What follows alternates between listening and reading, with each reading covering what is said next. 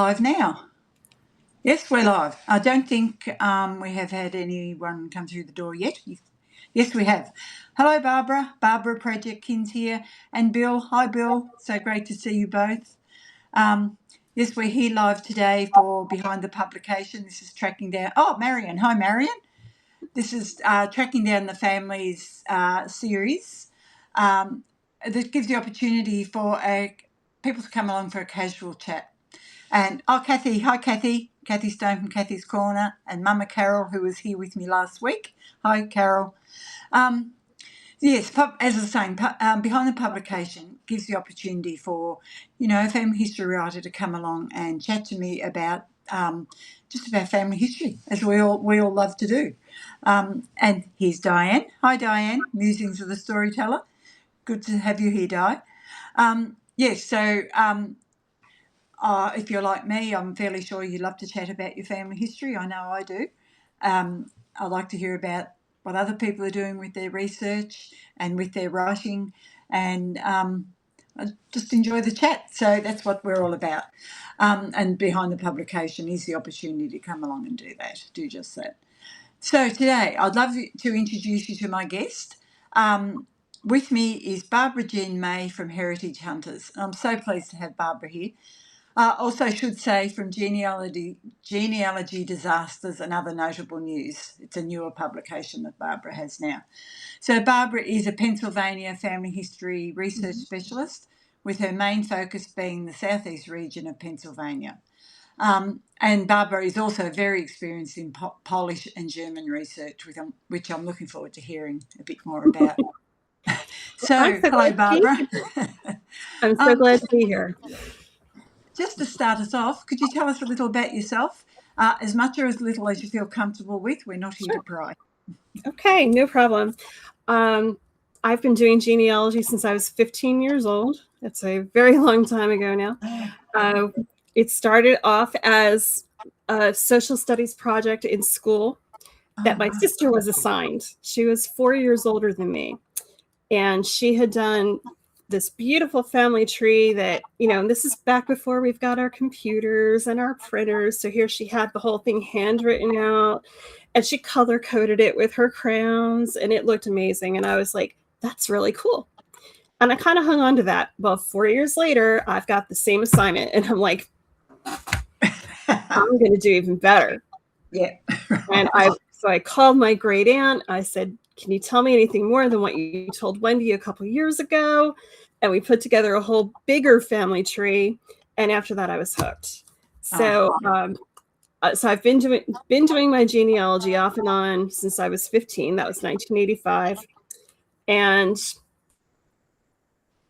time goes by, life interferes, and I get married. I have a couple of children. I start going through a divorce, and I meet up with an old school chum at Boy Scouts, of all things.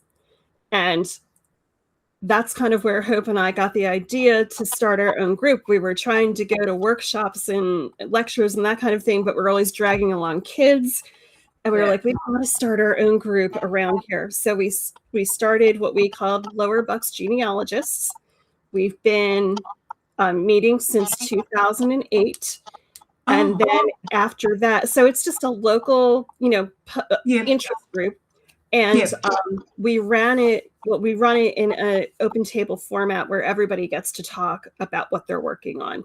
And people love it because they get to talk about themselves. They're not sitting in a lecture that doesn't really apply to them. And so people have the opportunity to learn from one another, which is really great. So we do that. And then couple years after we started that, we're like, we really want to kind of do this professionally. So we planned we were going to do our own thing when retirement age came. Well, retirement age hasn't come yet, and we're still doing things. So we decided to try our hand at doing a podcast. So we started our podcast, Heritage Hunters, and we are now up to 500 subscribers on YouTube. So I'm very pleased about that. It's only taken a couple of years to get that far, but it's okay. It might get monetized. It might not. We'll see what happens.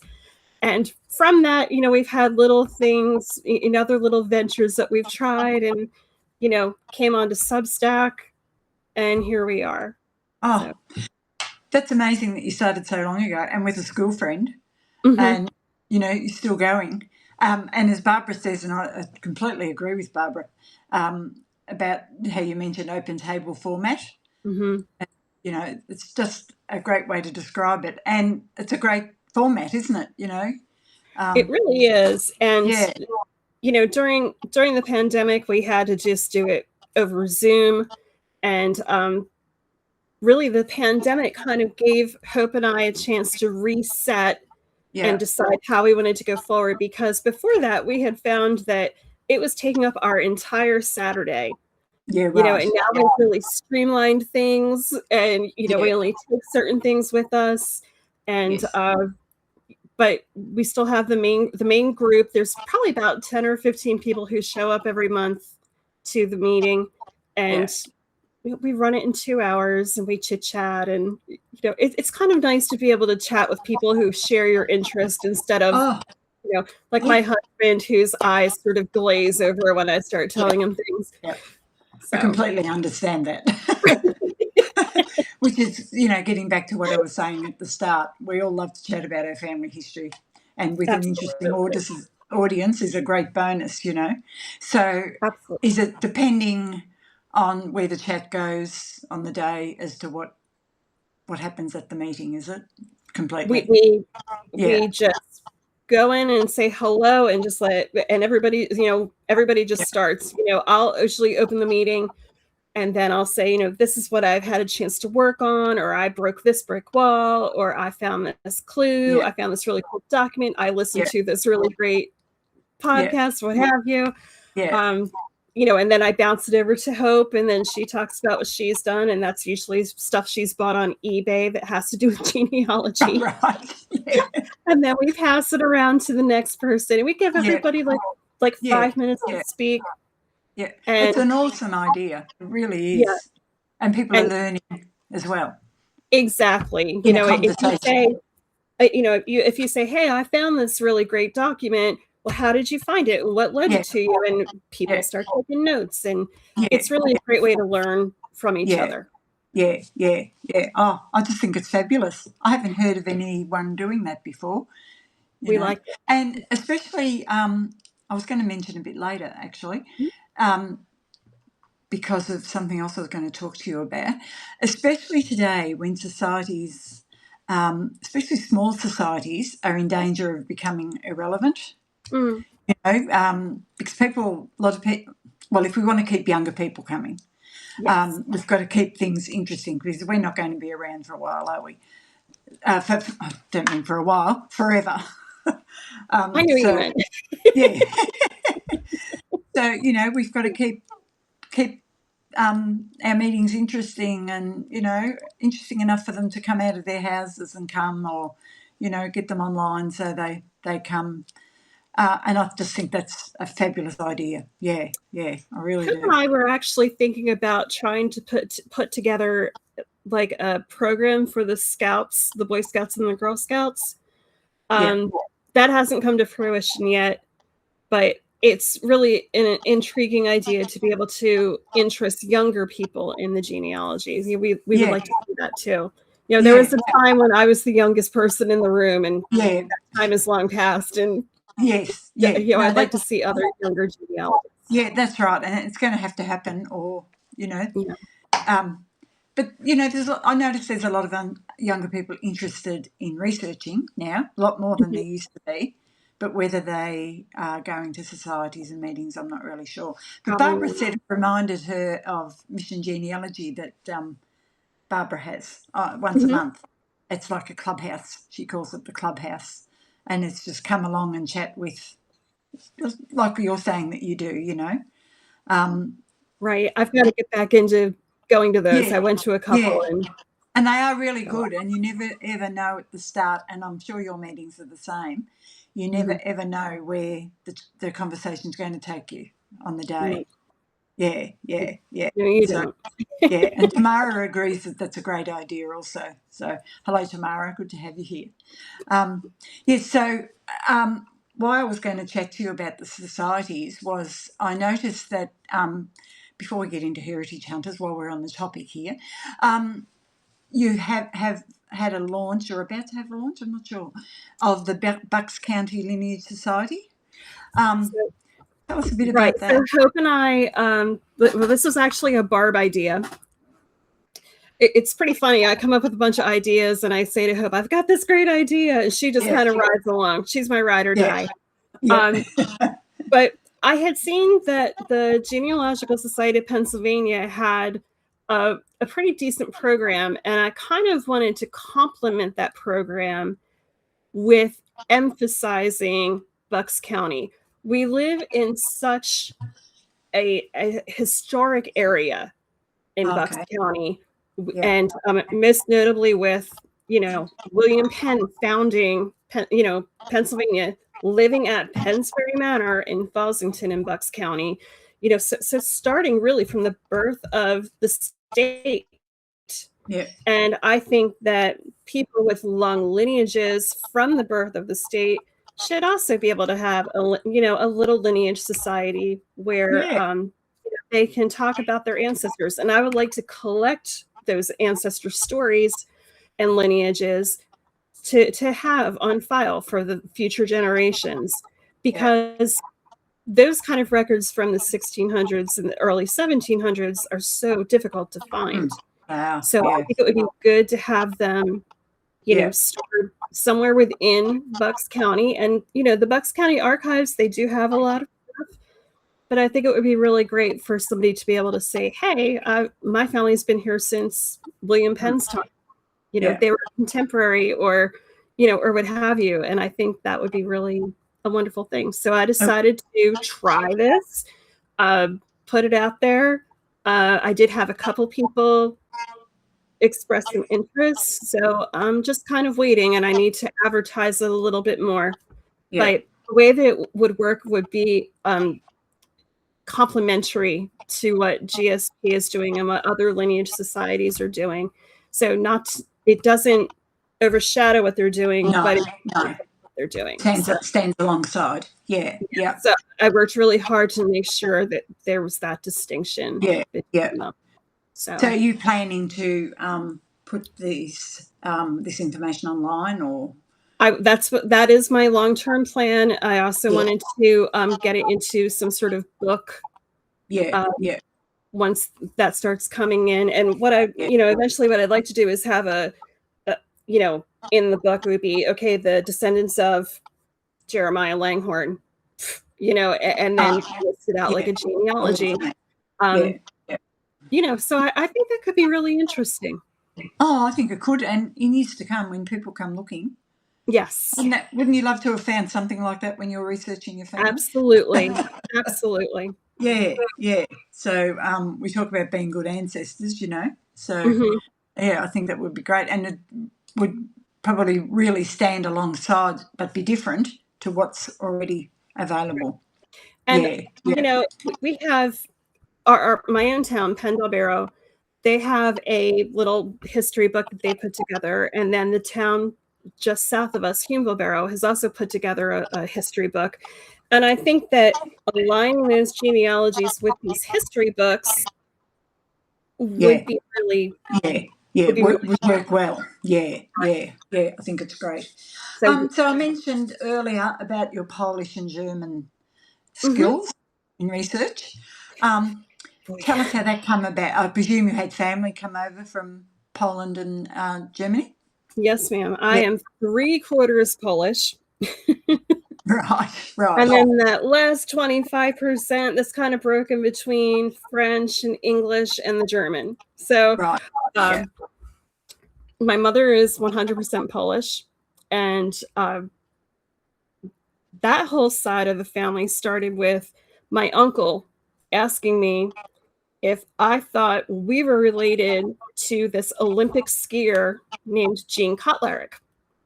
I said, I don't know. I said, but I don't know anybody else named Kotlarek except us. So So I started looking into it. Now, this is in 1990s, early 90s.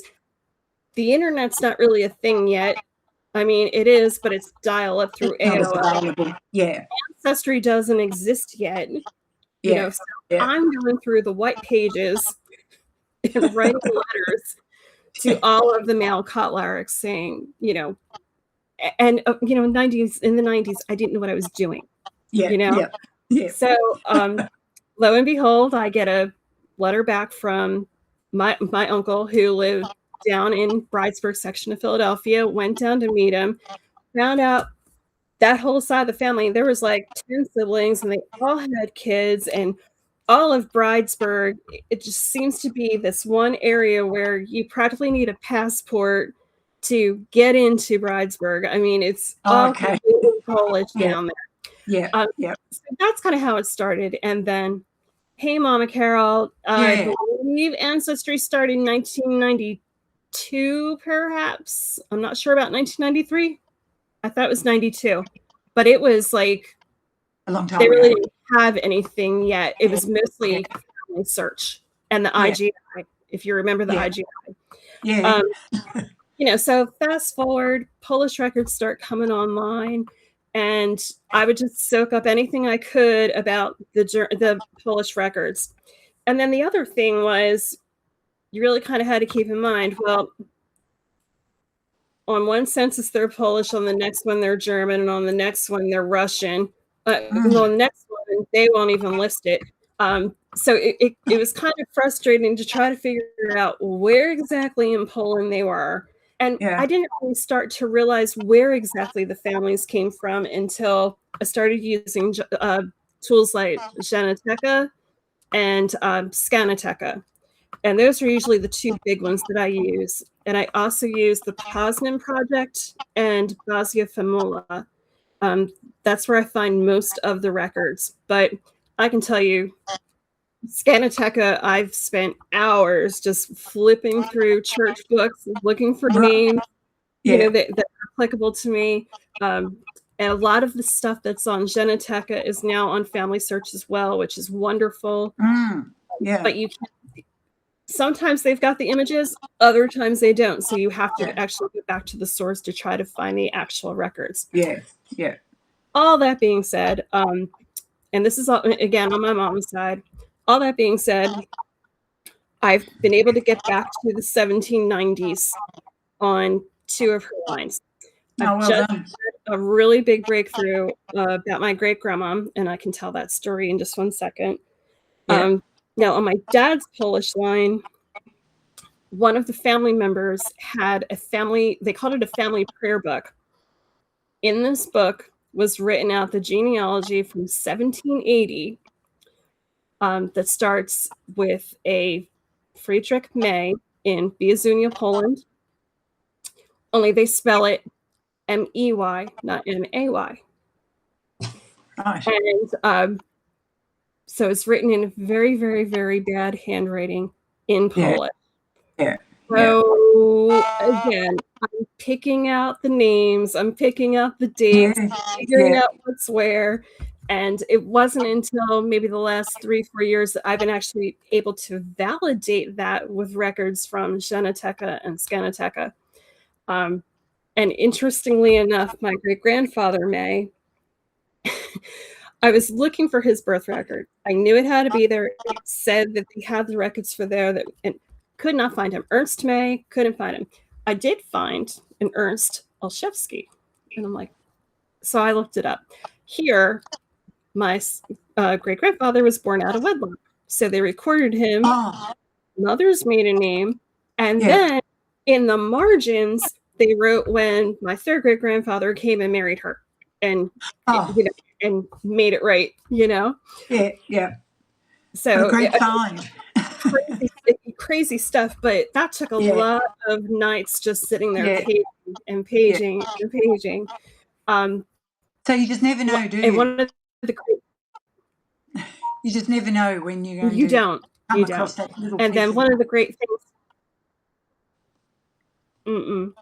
One of the great things with AI right now is I can take one of those little snippets of the document, pop it into AI, ask it to translate it, and I'll get a reasonably decent translation of the document. And that leads me back to this story I want to share. So there's always this, but I was told that my second great grandmother's name was Maria Pawlowska. I could never find a darn thing about Maria Pawlowska. And so I finally was like, you know what, maybe this is wrong. I took that assumption away and I set out to find out who my great grandmother's mother was. Her name was Casimira Gut. So I started playing around with the records. I started putting the pieces together. There was a couple of family letters that had been written in Polish, got those translated accurately. And lo and behold, I do manage to find the marriage record of my second great grandfather and my second great grandmother. Here's the best. Here's the best. He was married twice. And when he married her, he was in his 40s. She was 19. Oh. And in the record, the priest actually wrote he did not believe that she was of age to marry, but he married them anyway. Oh. He wrote that in the record. I was like, oh my gosh, that is the stuff that genealogists just absolutely love. That's awesome. Absolutely. So, we want. So of course, then I had to find out when she was actually born. I wanted to see if she was of age. She was of age. She was 19. Yeah. Yeah. Like, can you imagine this dude? Yeah. This guy. Yeah. Between the two wives, had 20 kids and had another one out of wedlock with some other lady. He had 21 children. This little farmer over in little Ostrusa, Poland. Yeah, yeah, yeah. He was by no means rich, so he must have been good looking, right? Yes. Or lots of money. Well, how much money could he possibly have? He was a farmer. So I don't know. Yeah. I mean, and all those kids to look after. And all those kids to look after. But no, you never know what stories you're going to find. Yeah, yeah. So that's my Polish story. My German story is not as in depth, but so my second great grandfather, Georg Rentschler, he came to the United States in about 1843, and his whole family came from Legelshurst, Germany, and my second great grandma's family came from Hochstatten, Germany. And so I was able to find, and I believe this was through Family Search, looking at German records, that I was able to find like her birth record or her baptismal record and those of her brothers and sisters. And I have those. The whole Rentschler line was just a mess. We've got a lot of people with the same name. Right. In a lot of generations. So I had to weed through the Jacobs to figure out which one was my George's father. And then once I did that, my DNA matches all kind of started to fall into place properly. So, it's really a combination of the records, the DNA, and then piecing it together from that, and then just trying to find the back proof of it. And lots of patience. And a lot of patience, because a lot of people's handwriting is really, really, really bad. Yeah. I'll tell you something interesting. On my ex-husband's side, one of his Germans had one of those Ahnentafel books where they had how to keep it on them and prove their ancestry. So he was able to send that to us, but we still haven't figured out how he and my husband are related, although the surname is really uncommon. So eventually I'll get there. It's just not my main focus right now.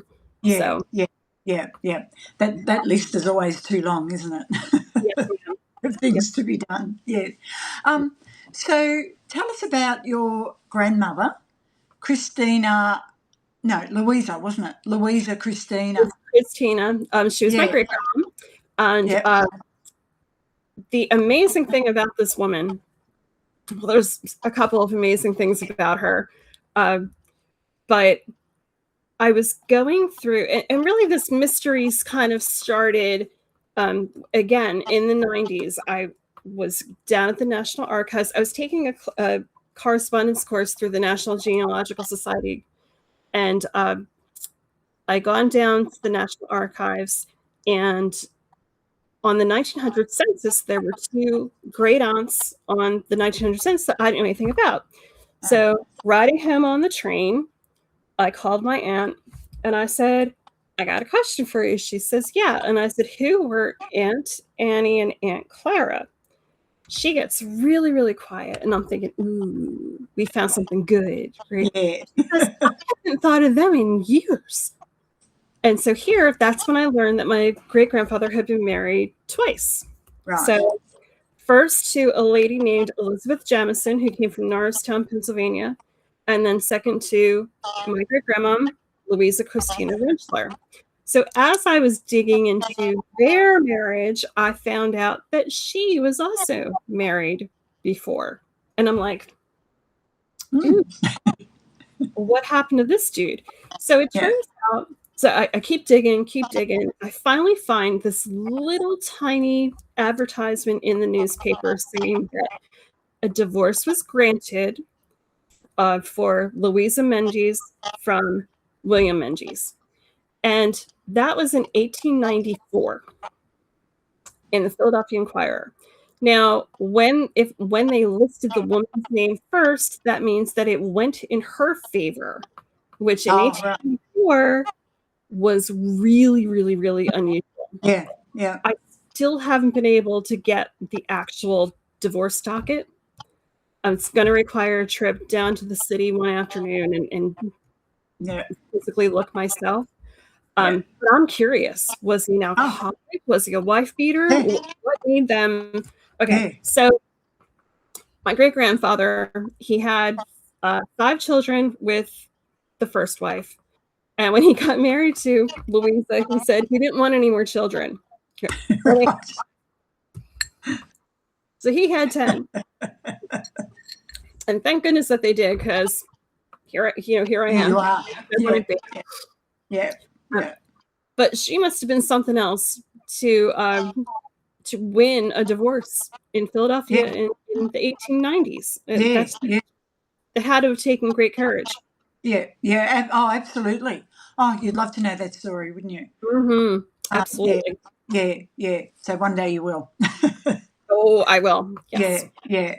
And I was going to ask you first, but we sort of got sidetracked, which is good. And we're going to a couple of little tangents and rabbit holes, and we love doing that here. So, tell me about Heritage Hunters. So you've been writing on Substack for about since 2022, I think, was it? For a few years, anyway. Yeah. So when we decided to start the podcast, we wanted a catchy name, so we came up with Heritage Hunters. Yeah. And so really that's the name of our podcast, but that's slowly evolved into being the name of our genealogy business, if you will. So it's the name of our podcast, and what we do on the podcast, we interview, I mean, anybody who wants to be on, we'll talk about their family, we'll talk, what a historical society has to offer, what sort of things they find.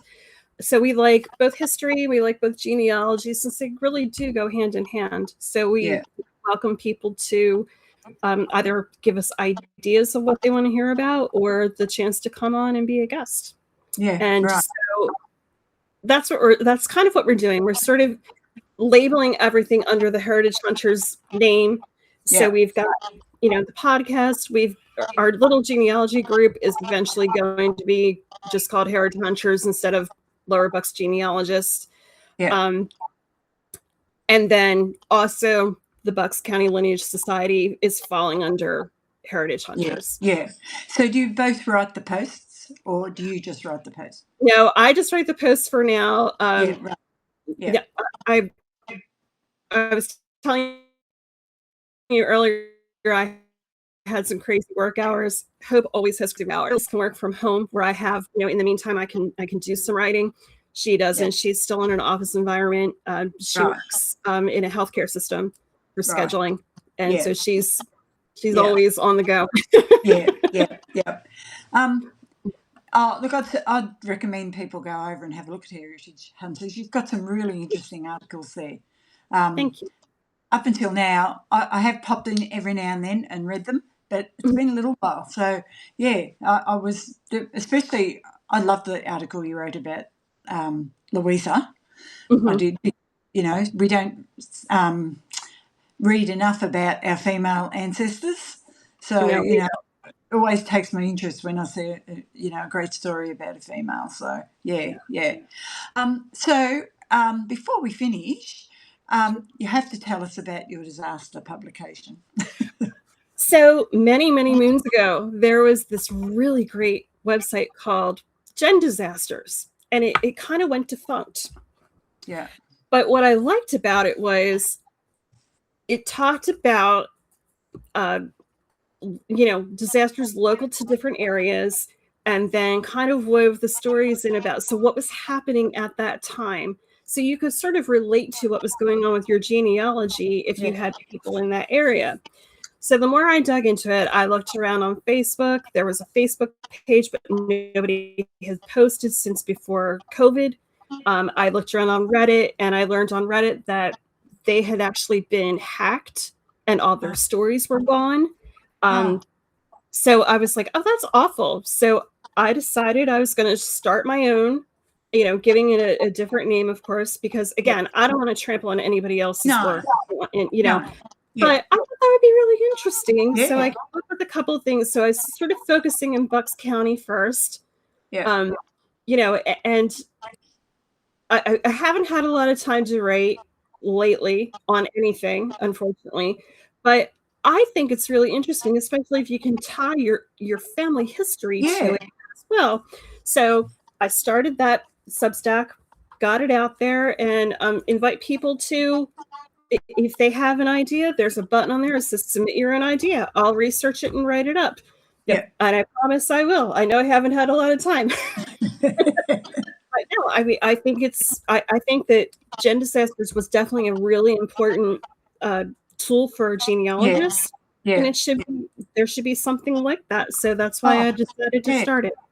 And, if you came across something there that occurred somewhere in the same place of the family you're researching, or you can tie the two stories, that would be great. So when you put the call out to did you get people sending you things? I had one lady send me something, and she did say to me, don't rush to do it because I know you're focusing on your area. But I told her, no, I will. And of course I haven't gotten to it yet because I've been underwater.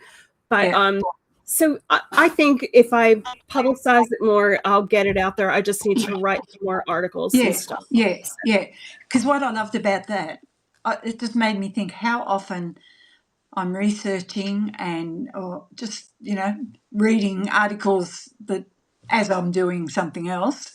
And, you come across something that is a really, really interesting article. Could be a disaster, could be anything, a crime, or, that's nothing to do with your family at all. But, sort of think, gosh, that'd be, good to get that published, but you don't really want to put it on your publication because it doesn't fit.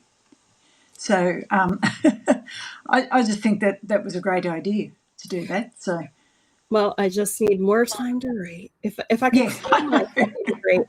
I can give you an example of one of the things that I do want to write about. There was a book a few, had to be 10, 12 years now, that was published about, it was called Devastation on the Delaware, and it was about the flood of 1955.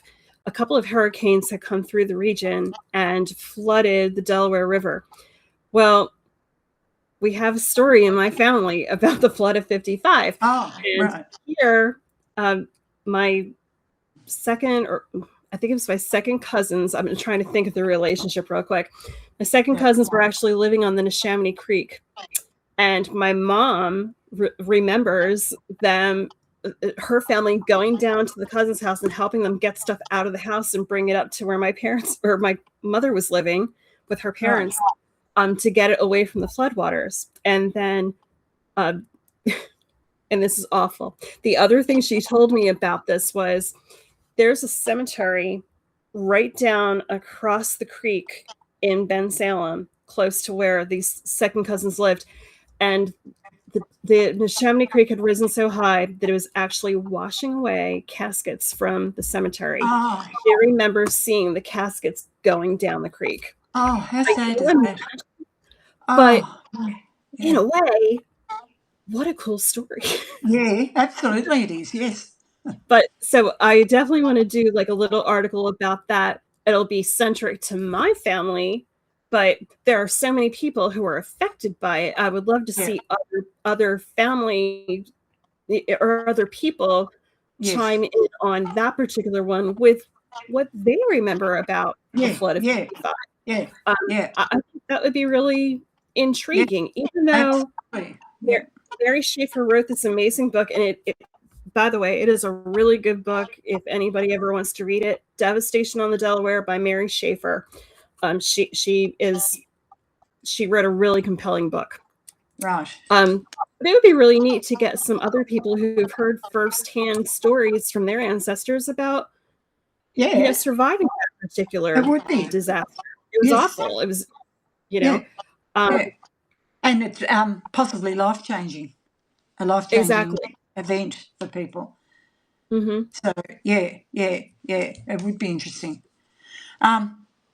Talking about a busy person, I know now why you're busy. Just one more thing that's keeping you busy Sure. Yes, absolutely. It is never ends. no, we are.xyz.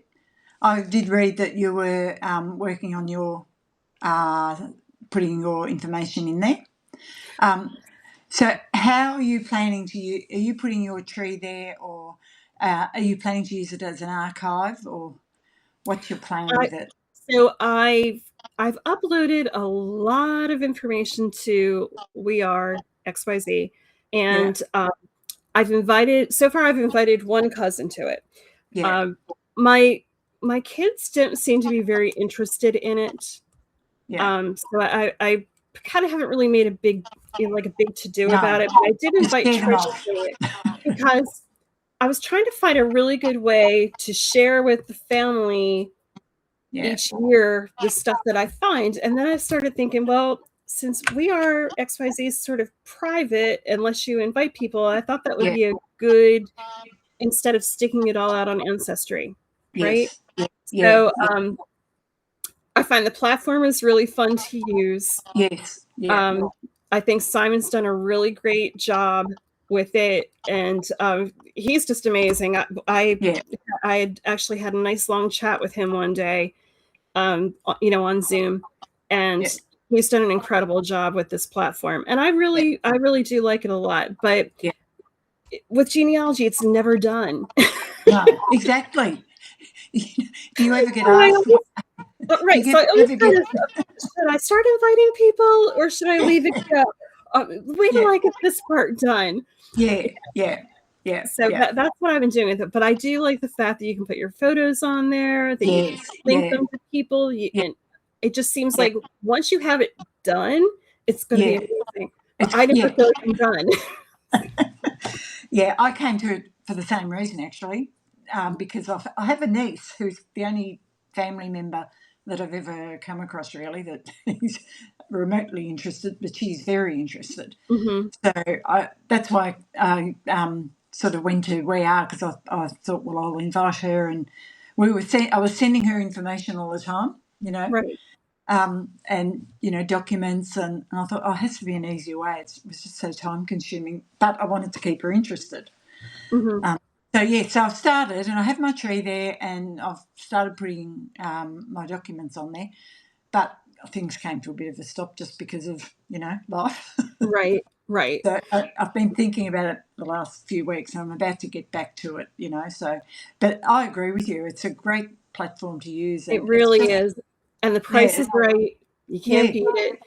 no, no. Um, And Barbara has. I know Barbara's just so commented that. this past month, me and my husband, yes.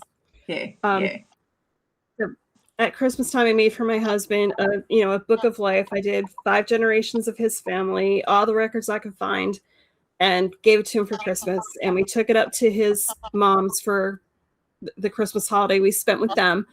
And his nephew was really, really interested in the book. And he's about, I guess Ethan's about 15. Right. And so I started working on a book for him. Yeah. And then of course life got busy, and here I am. Yeah. But no, I've got a book for him. I've got a book for my cousin Wayne I'm working on, and I've got a book for my friend Marion that I'm working on. So I've got 3 big genealogy projects and not enough hours in the day. No, exactly. But who needs to sleep, right? Right, exactly. But no, I really do like the idea of inviting my cousin. That'll be the other thing. I'll go to invite a cousin and try to attach the email to their name and find out I haven't gotten to them yet. Yeah. So then you've got to go and do that work. Yeah. Oh, look, it's just been absolutely wonderful chatting to you today, and I knew you had interesting stories behind the publication. And we've heard some really interesting ones today. I've absolutely loved hearing them. So huge thanks to you for giving up your time and coming along and being so generous. You're getting so many hearts there coming up. I love it. Thank you, everybody. So I think everyone has enjoyed them all as much as I have. Yeah, and that's what I was going to say to you. It's just so generous of you to give up your time like this and just come along and have a chat about, not much really, but, and entertain us all. So it's my favorite topic. Yes. It's amazing that, isn't it? So I've absolutely loved it. So thank you. And for anyone else who would like to come along and just have a chat, just a friendly chat about their family history writing or their research, just getting in touch with me. I think everything's full for this year. So looking forward to 2027 now and filling those dates. So get in touch with me and come along and chat to an interested audience. We don't roll our eyes here, not ever, none of us. And thank you also for all of you who came along today, and also to those watching the recording. We do appreciate you taking the time and showing your support as you do every single month. So thank you so much, and thank you again, Barbara. And I'll see you over at Heritage Hunters. Yes, ma'am. I'll be there. Yep. Okay. Thanks, you. Thanks, everybody. Bye-bye, everyone. See you later.